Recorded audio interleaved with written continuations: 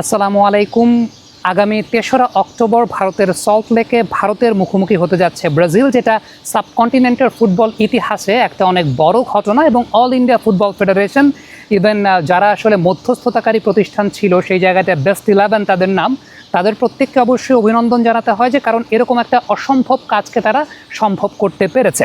তবে ভারতীয় বিভিন্ন সংবাদ মাধ্যমের খবর যে এরই মধ্যে ব্যক্তিগত জায়গা থেকে বাংলাদেশের তরফ থেকেও এরকম একটা অ্যাপ্রোচ করা হয়েছিল। শুধুমাত্র বাংলাদেশ না, বাংলাদেশ, সিঙ্গাপুর এবং কাতার, 3টা দেশের তরফ থেকেও কিন্তু ব্রাজিলের কাছে এরকমভাবে কনভিন্স করার জন্য প্রস্তাবনা দেওয়া হয়েছিল এবং বেশ লুক্রেটিভ ডিলও তাদেরকে অফার দেওয়া হয়েছিল। বাট আলটিমেটলি ব্রাজিল সেই জায়গাটা শুধুমাত্র ইন্ডিয়ার সঙ্গেই ম্যাচটা খেলছে। এর পেছনে কারণ হিসেবে যেমনটা ইন্ডিয়ান বিভিন্ন সংবাদ মাধ্যমে দেখা যাচ্ছে তা হচ্ছে যে এটা তো ব্রাজিলের আসলে ওশেনিয়া এবং এশিয়া সফর ছিল, যেখানে 2টা ম্যাচ তারা অস্ট্রেলিয়ার সঙ্গে খেলবে 25 এবং 29 তারিখ। পরবর্তী সময় 3 তারিখ তারা ইন্ডিয়াতে এসে খেলবে। তারা এমন একটা ভেন্যু খুঁজছিল যেখানে আসলে ট্রাভেলিং ডিস্টেন্সটা কম এবং সেই সঙ্গে টাইম ফ্রেমের জায়গাটা খুব বেশি প্রবলেম হবে না। এবং একটা ম্যাচই তারা খেলবে এই কারণ প্লেয়ারদের রিকভারি একদম ব্যাক টু ব্যাক 3টার বেশি ম্যাচ যদি তারা খেলে ফেলে, সেক্ষেত্রে প্লেয়ারদের রিকভারি থেকে শুরু করে ইঞ্জুরিতে পড়ার একটা চান্সের ব্যাপার থাকে। সো সব কিছু মিলিয়ে এশিয়াতে তারা একটা ম্যাচ খেলার ব্যাপারে আগ্রহ প্রকাশ করেছে এবং তাদের কাছে ইন্ডিয়ার ডিলটা অনেক বেশি মাত্রায় পছন্দ হয়েছে। অল ইন্ডিয়া ফুটবল ফেডারেশন সেই জায়গাটায় ডেফিনেটলি ডিপ্লোম্যাটিক জায়গা থেকে একটা বেশ ভালো ফুটবল ডিপ্লোম্যাসি প্রদর্শন করেছে, সেটা তাদের ক্রেডিটের ব্যাপার। এবং সবচেয়ে উল্লেখযোগ্য ব্যাপার হচ্ছে যে বেস্ট 11 গ্রুপ, যারা মধ্যস্থতাকারী প্রতিষ্ঠান হিসেবে কাজ করেছে, তাদেরও একটা ক্রেডিটের জায়গা। তবে এরই মধ্যে যে খবরটা আসলে প্রকাশিত হয়েছে ইন্ডিয়ান বিভিন্ন সংবাদ মাধ্যমে, সেটা হচ্ছে বাংলাদেশ থেকেও এরকম একটা অফার তাদের কাছে গেছে। তবে সেটা বাংলাদেশ ফুটবল ফেডারেশন থেকে আনুষ্ঠানিক কোনো অফার তাদের কাছে যায় নাই। কেউ একজন হয়তোবা ব্যক্তিগত উদ্যোগে, ব্যক্তিগত জায়গা থেকে, ব্যক্তিগত কোনো এজেন্সি হয়তোবা এরকম একটা অফার দিয়েছিল। এবং যেমনটা আসলে অ্যাকর্ডিং টু ডিফারেন্ট সোর্সেস বা ইন্ডিয়ান সংবাদ মাধ্যমের বিভিন্ন সোর্স মারফত যে বিষয়টা জানা যায়, সেটা হচ্ছে ইন্ডিয়া সেই জায়গাটা ব্রাজিলকে লুক্রেটিভ কিছু ডিলও নাকি দেওয়া হয়েছিল। যেমনটা আমরা ইন্ডিয়ার ব্যাপারটাতে জানি যে 60 থেকে 70 কোটি রুপির মতো খরচ হচ্ছে প্লেয়ারদের ম্যাচ ফি, ট্রাভেলিং অ্যালাওয়েন্স এবং থাকা খাওয়া সব কিছু মিলিয়ে ইন্ডিয়ার মাটিতে এসে তারা একটা ম্যাচ খেলবে সেই জায়গাটাতে। অন্যদিকে ডেফিনেটলি বাংলাদেশের মাটিতে যদি তারা খেলতো এরকমই 60 থেকে 70 কোটি রুপি কিংবা 100 কোটি রুপির মানে 100 কোটি টাকার কাছাকাছি একটা অ্যামাউন্ট হয়তোবা সেক্ষেত্রে খরচ হতো।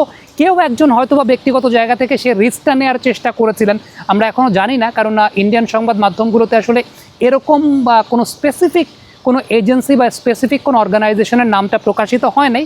তবে এমনটা আছে যে বাংলাদেশ, কাতার এবং সিঙ্গাপুর, এই 3 দেশ থেকেও এরকম অফার ব্রাজিলিয়ান ফুটবল ফেডারেশনের কাছে দেওয়া হয়েছিল। এখন কোন প্রতিষ্ঠান দিয়েছে, সেটা কি আসলে কলকাতা কেন্দ্রিক কোনো প্রতিষ্ঠান কিনা যারা বাংলাদেশে এরকম ম্যাচ করলে, কারণ বাংলাদেশে ব্রাজিলের একটা অনেক বড় ফ্যান বেজ রয়েছে, বাংলাদেশের মার্কেটটা অনেক বড়। এমন হতে পারে যে হয়তোবা ইন্ডিয়ান কোনো এজেন্সি বা কলকাতা কেন্দ্রিক কোনো এজেন্সি যারা হয়তোবা চিন্তা করেছে যে বাংলাদেশের মার্কেটটাতে তারাও সেই জায়গাটা একটা উইন উইন সিচুয়েশন, একটা বিজনেস ডিল করতে পারবে বা এরকম কিছু, সেরকমও হতে পারে। So still we are not sure যে আসলে কারা সেই অফারটা দিয়েছে। এটুকু তো শিওর যে বাংলাদেশ ফুটবল ফেডারেশন আসলে এই ব্যাপারটাতে ডিরেক্ট কোনো অফার ব্রাজিল ফুটবল ফেডারেশনকে দেয় নাই। বাট ব্যক্তিগত জায়গা থেকে কোনো এজেন্সি হয়তো বা দিলেও দিতে পারে। বাট ইন্ডিয়ান সংবাদ মাধ্যমের খবর অনুযায়ী যে বাংলাদেশ থেকেও একটা অফার গেছে। বাট যেহেতু একই সপ্তাহের মধ্যে 3টা ম্যাচ তারা খেলছে এবং সেই জায়গাটায় অতিরিক্ত ম্যাচ খেললে প্লেয়ারদের ভ্রমণ ক্লান্তি থেকে শুরু করে প্লেয়ারদের রিকভারি এবং ইনজুরি ইস্যুতে অনেক প্রবলেম হতে পারে। শান্তি ক্লিক ফ্যান, প্রশান্তির হাওয়া ছড়িয়ে যাবে সবখানে, যে কারণে আসলে ব্রাজিল সেই জায়গাটা রাজি হয় নাই। তবে একটা বিষয় বলে নেওয়া ভালো, বিভিন্ন সোর্স মারফত যে বিষয়টা জানা যাচ্ছে সেটা হচ্ছে ব্রাজিলের সিনিয়র টিমটাই আসবে। অনেকে চিন্তা করতে পারেন যে ব্রাজিল তাদের সি কিংবা ডি টিম পাঠাবে কিনা। না, এক্ষেত্রে কিন্তু সিনিয়র মেন্স ন্যাশনাল টিম বলা হচ্ছে।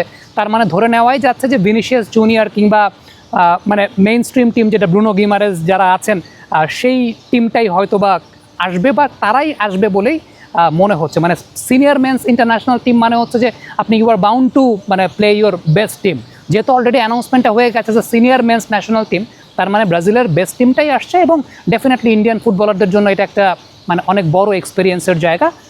আই ডোন্ট নো যে বাংলাদেশ থেকে আসলে কে অফার দিয়েছিলেন বা বাংলাদেশের পক্ষ হয়ে কে অফার দিয়েছিলেন, বাট ডিলটা যদি কোনোভাবে ফাইনালাইজ হতে পারতো এবং সেই জায়গাটা বাংলাদেশ ফুটবল ফেডারেশন যদি কোলাবোরেশন, তো ডেফিনেটলি তাদের করতে হতো। যদি তেমনটা হতো ডেফিনেটলি বাংলাদেশের মাটিতেও আমরা এরকম একটা ঐতিহাসিক ম্যাচ হয়তো বা দেখতে পারতাম এবং যাচাই করতে পারতাম যে আসলে আমাদের টিমটা কোন পর্যায়ে আছে ওয়ার্ল্ড লেভেল থেকে। অনেকেই তো অনেক ধরনের স্কোর লাইনের কথা বলেন, 10-0, 20-0, বাট বেসিকলি আসলে এই টাইপের টিমের এগেনস্টে খেললে এশিয়ান টিমগুলো বা সাবকন্টিনেন্টাল টিমগুলো আসলে কোন অবস্থায় আছে সেই বিষয়টা তো অবশ্যই ইন্ডিয়ার ম্যাচটার মাধ্যমে আমরা একটু দেখতে পারবো যে আসলে আমরা যেরকম চিন্তা করি 10 গোল 20 গোল এইটাই কি রিয়েলিস্টিক, নাকি আসলে ফুটবল এতটাও কমপ্লিকেটেড না যে 10 গোল 20 গোল হবে, সেক্ষেত্রে হয়তো বা 3-4 গোলের একটা মার্জিন থাকবে। হোয়াট এভার ইট ইজ, ইন্ডিয়ার এগেনস্টে ম্যাচটার রেজাল্ট কেমন হতে পারে কমেন্ট বক্সে আপনারা মতামত জানতে চাই। দেখি আপনাদের প্রেডিকশন কেমন আপনারা চিন্তা করেন। ডেফিনেটলি এই ম্যাচ নিয়ে আমরা ভবিষ্যতে আরও কথা বলবো, বাট এই মুহূর্তে যে বিষয়টা নিয়ে আসলে কথা বলতে চাইলাম সেটা হচ্ছে যে বাংলাদেশের তরফ থেকেও এরকম একটা অফার কিন্তু ইন্ডিয়া ব্রাজিল ফুটবল ফেডারেশনের কাছে গিয়েছিল, but still we are confuse যে আসলে কাদের তরফ থেকে গিয়েছিল সেটা পরবর্তী সময় হয়তো আমরা ফাইন্ড আউট করার চেষ্টা করব। Thank you so much.